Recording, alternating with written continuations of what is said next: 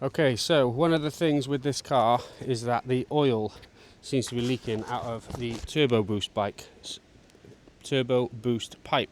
So we've tried to do this job before, not with great success, because the pipe that I originally bought was too long, and basically the pipe that goes from the turbo into the intercooler comes in 3 bits, and I just needed the top bit, and the part I bought covered the 3 sections, but the second part out of the 3 sections was metal, and I didn't really want to replace that because it looks like it's bolted to the chassis and giving some stability and reinforcement. So I now have the correct piece, I'm hoping, the first part of the pipe that goes from the turbo. So this is the piece that fits to the turbo end, and Dad is here to give a helping hand. So let's have a crack and see if we can actually get it changed today. I'm hoping it should be straightforward, but I'm going to get the under tray off, get the bonnet open and get cracking.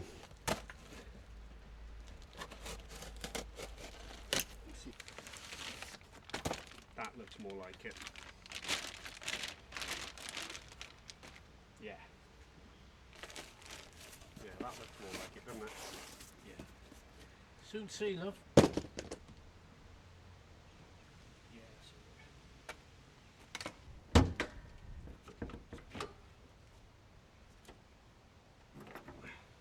Okay, so what me and Dad ended up doing the other day, if you can see under there, is actually just insulation tape.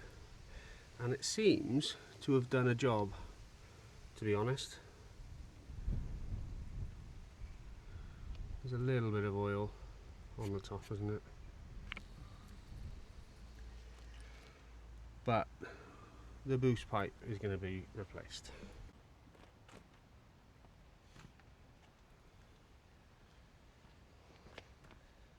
There is it a bit. Yeah, seeping through that tape at the top end of it. It's definitely coming out there. Yeah. But this is all clean, to be honest, underneath there, which is the main thing.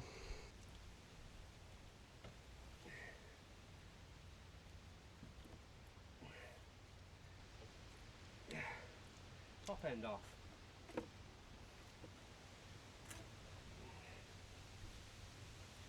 here it is. That looks the same shape. Old one, new one. I reckon they look the same. Looks about right. Yeah. I think that'll do.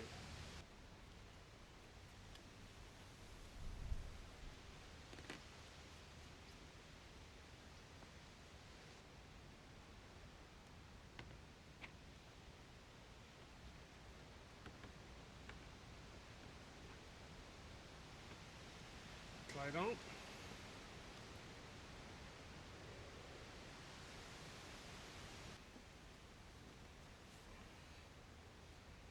Perfect. It's the right size.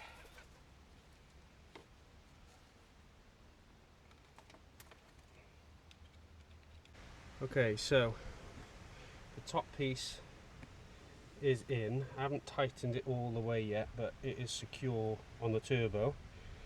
And now I've got to get down, because that bottom piece feeds all the way in there, and then don't know whether it picks up on camera, but it goes into the intercooler, or the second section of the pipe. So now I'm going to put that on before I tighten everything up.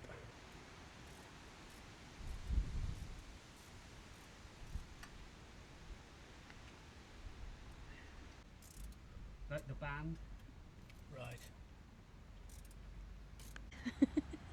I said, get under there. Bit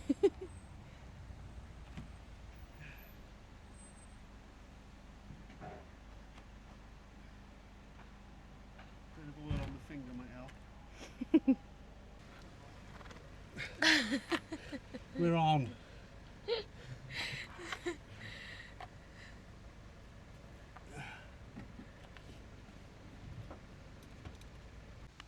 Well done. Bloody sight quicker than the other day. Yeah. I suppose it helps when you've got the right part.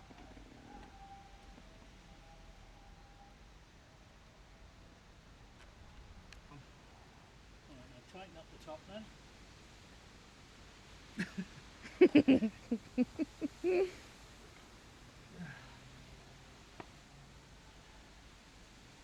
Don't waste oil.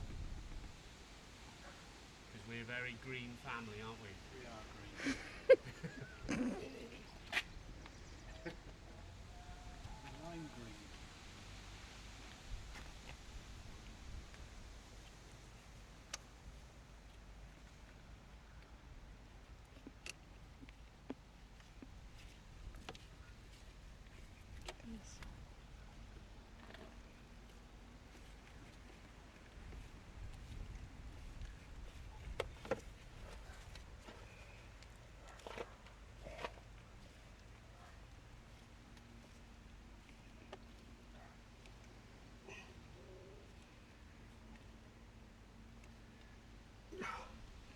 Like that's not coming off there. Bloody brilliant. Right, you want an old rag now? Well, Have you got an old oily rag yeah, somewhere? but I'm going to clean the top bits first. Okay, but let's clean get those. this oil off here Yeah. and then we can see as much as we can. Time to clean. Listen to the boss. It's better than last week. Yeah. You can't say. I'm going to spray that first, Dad. What with? Just I've got a water bottle spray. A water bottle? So it's like wet spray. Well, water's not going to lift oil, is it?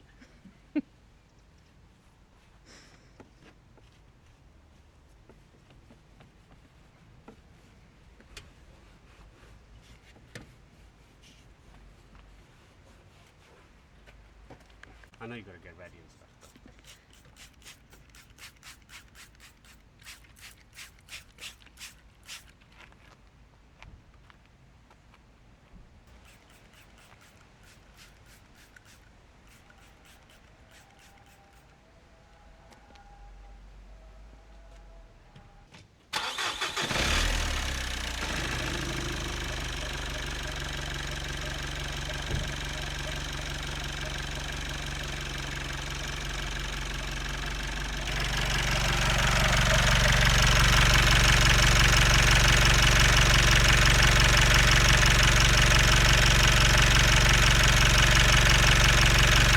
That is turbo boost pipe changed successfully, which is a rarity on this channel. But on putting the under tray back on, the plastic clips are a nightmare. So I need to buy a new box of plastic clips. But the under tray is all bent underneath, and I think people have had it off and on quite a few times, so I'm going to look for a new under tray. But I was thinking about doing a little bit of a overland build on this two-wheel drive crossover. I know most people do it on a 4x4, and this isn't technically a 4x4, but my thinking is, depending on how much an under tray is, I'm guessing 100, 150 pound, I could be completely off there, a sump protector, which is metal, that you bolt onto the under the chassis. I think they're about 100, 150 quid. So I prefer the look of them, and I also feel it would do a much better job of just protecting the underside of the engine. There's probably more to it than that, because I've done absolutely zero research, but I am going to have a look at that. There is a little bit of oil though coming from one of the pipes underneath the car at the back end of the engine. I can see that it's just not great, so I need to get this car on a ramp really and have a proper look. But so far we're getting there with the jobs, and little by little, progress is progress. I don't know how many more phrases I can throw into this outro of this video, but thanks for watching if you made it this far. And if you are into your crossovers, into your overland 4x4s, 2x4s, 2x2s, whatever the hell you call this thing, drop a comment, tell me what you've got, or tell me what you think I should do with this vehicle. I paid 1,500 quid for it. I don't want to spend a fortune on it, obviously, but I do want it to last at least a couple of years of good use in surf trips and getting away on weekends with Angharad. So thanks for watching. if you haven't subscribed, please do so. It means the world to me on this Exhausted Wallet channel, because my wallet is definitely feeling the pain recently.